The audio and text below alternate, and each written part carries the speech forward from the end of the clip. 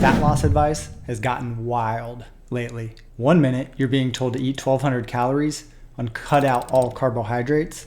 The next, you're hearing that you should eat more, strength train more, and not even think about doing cardio. And if you're new to all this, it can feel almost impossible to know who to trust and what actually to do. But here's the truth.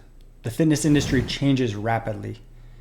And what worked 5 years ago may not be working for you anymore. That's why in this video, I'm giving you the 5 most important do's and don'ts of fat loss in 2025. Something that every beginner starting this journey should know about. Because if you can avoid these super common mistakes and double down on what actually matters and works, you're gonna save yourself months, maybe even years of frustration, plateaus, and burnout. And if you've been struggling to lose weight, feeling stuck no matter what you try, or you just don't wanna fall for that bad advice, this is the video for you. Let's dive in. Tip number 1, prioritize protein and strength training over just cutting calories. When you're trying to lose fat, you wanna make sure that what you're actually losing is fat. The number on the scale matters, but if you're losing a bunch of muscle along the way, that's not healthy. Protein is essential for preserving your muscle tissue, and strength training sends a signal to your body to hold on to that muscle. This combo is like your fat loss insurance policy. Now, why does this actually work? Well, muscle burns more calories at rest than any other tissue. So the more muscle mass that you have and can build, the higher your metabolic rate or your metabolism is going to be. This allows you to burn calories just at rest. And strength training shapes your body unlike cardio ever will. A lot of people that start working with me have their calories and protein way too low because they're trying to lose weight, and that's what they've been told to do.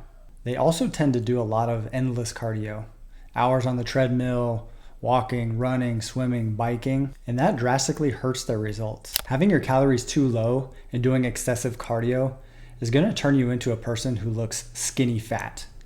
You might not be obese, but you definitely don't look like you work out because you're losing a lot of muscle along the way. So when starting out on this journey, make sure to increase your protein intake to 1 gram per pound of body weight.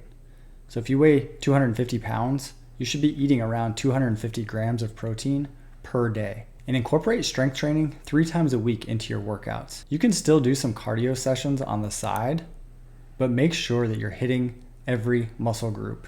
This is not only going to help you burn fat faster, but it's also going to give you that muscular toned look. Increasing your protein and strength training regularly is definitely going to help you lose fat. But let's dive into calories more closely. Tip number 2, stop chasing the lowest calorie number. You've heard that you have to be in a calorie deficit to lose weight, and that is true. There's no doubt about it. But most people drastically reduce their calories to a point where it's no longer beneficial. Your body is smart. When you drop your calories so low that you can barely function, your metabolism slows way down. This actually reduces energy output and makes you hungrier. This is called metabolic adaptation, and it's a huge problem for chronic dieters. You only need a small, manageable calorie deficit of about 300 to 500 calories below your maintenance level. That's enough to promote fat loss without your body freaking out. It's also easier to stick to long term, which is key. Mistakes most often happen, in my experience, when people start their calorie deficit way too low.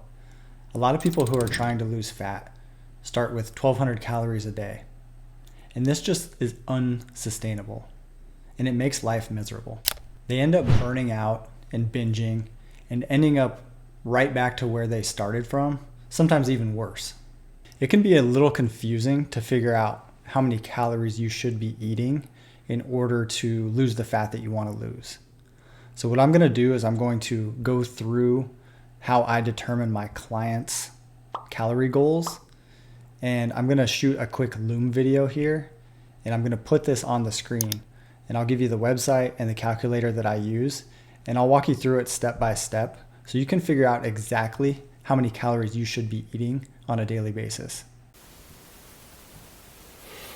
All right, so we are on the home page of the calculator here. So you need to scroll down to this part here where it says enter your stats below. Obviously you're gonna pick male, female. You're going to put your weight in pounds.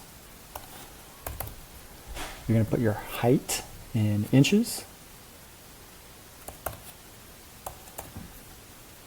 And you're going to put your age in. And this is going to come out with a couple different numbers here. So this first number is your BMR. That's your basal metabolic rate. That's essentially how many calories your body needs per day just to do its normal functions. So if you were to just lay in bed every single hour of that day, your body would essentially burn 1,464 calories. So that's the bare minimum of what you really want to be doing. Next, we need to add an activity multiplier to this BMR number. Okay. Now this activity level is going to be subjective for each individual. So some people are bedridden, some people are very sedentary, they don't work out at all. Some people are lightly active, some people are very active, etc.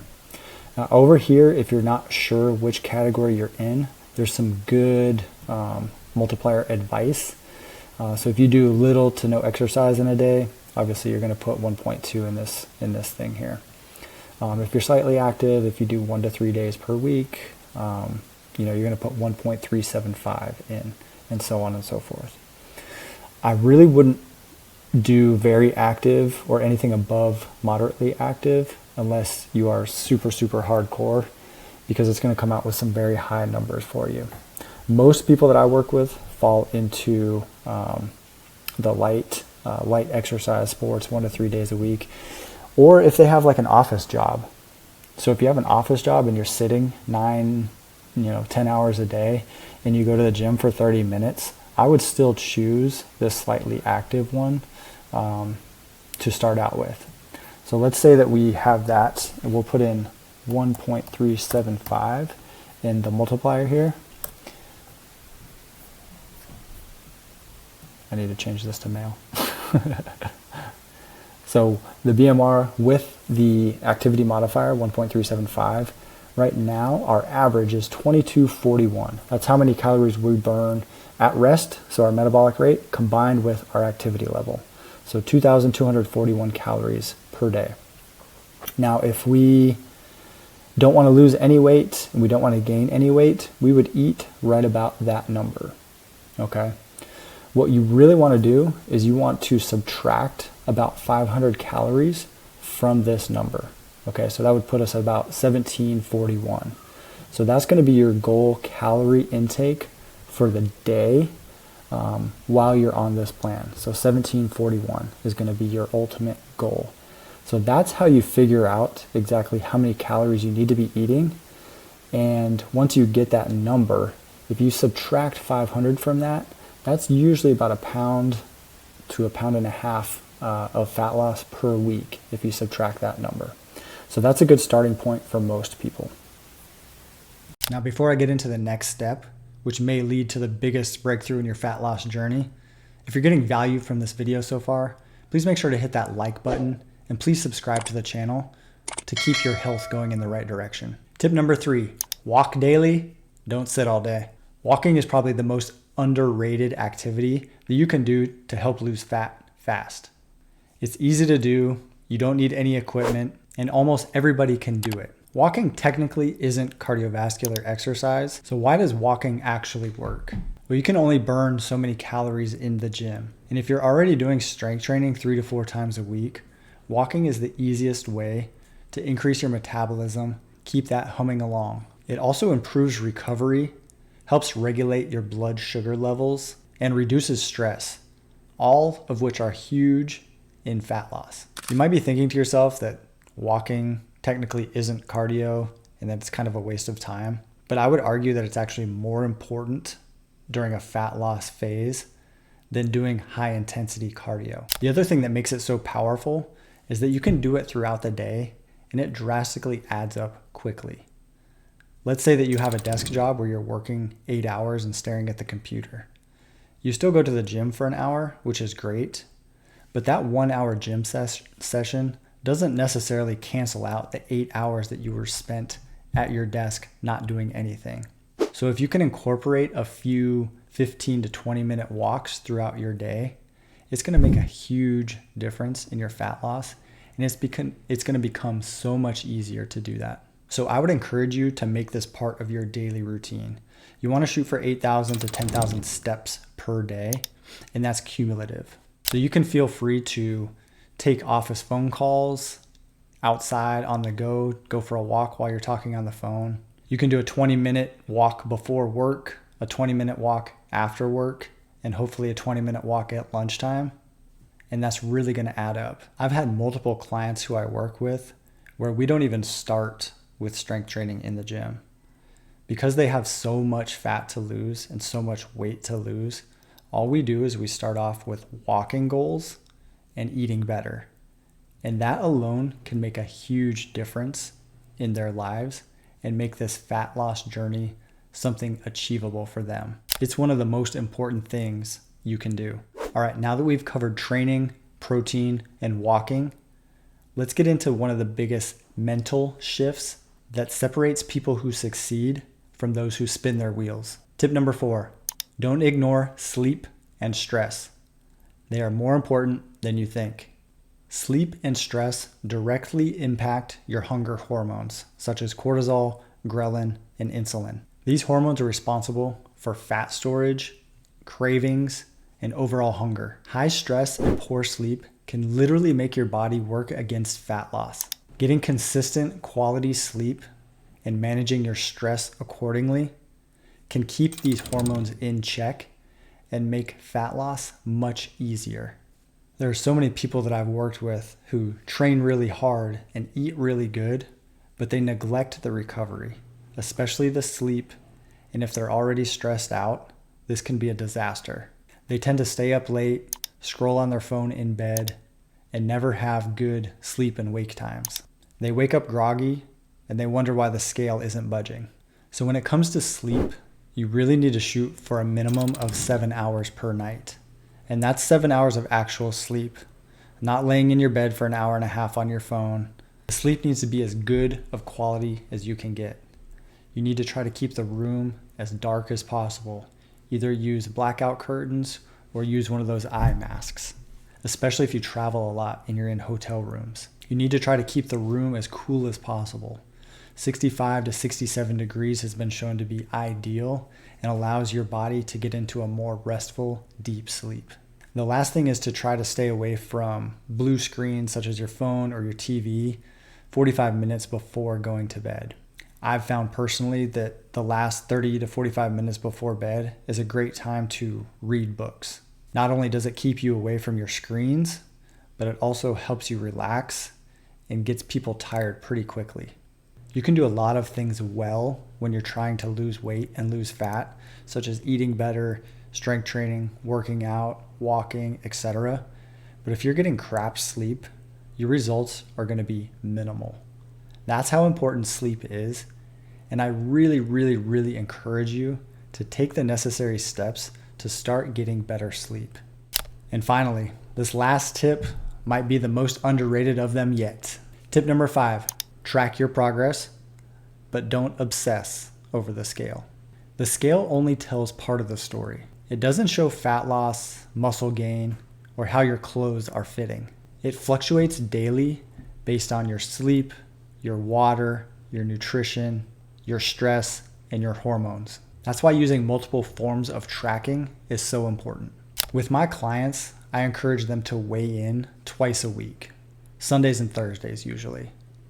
This gives us 2 days where we can start to look at weekly averages, which is much more important than looking at daily numbers on the scale. Progress photos are also important.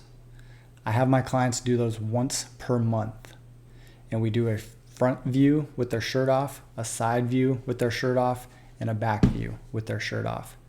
This not only allows you to see the changes that you're making, but helps us pinpoint any stubborn spots that we need to work on. Measurements should also be done twice a month. These usually include the neck, the arms, the waist, the hips, and the thighs. You can just record those numbers and keep track of them over time. The last thing you need to be tracking, and this is the one that a lot of people forget, is your actual workouts and how you feel during those workouts.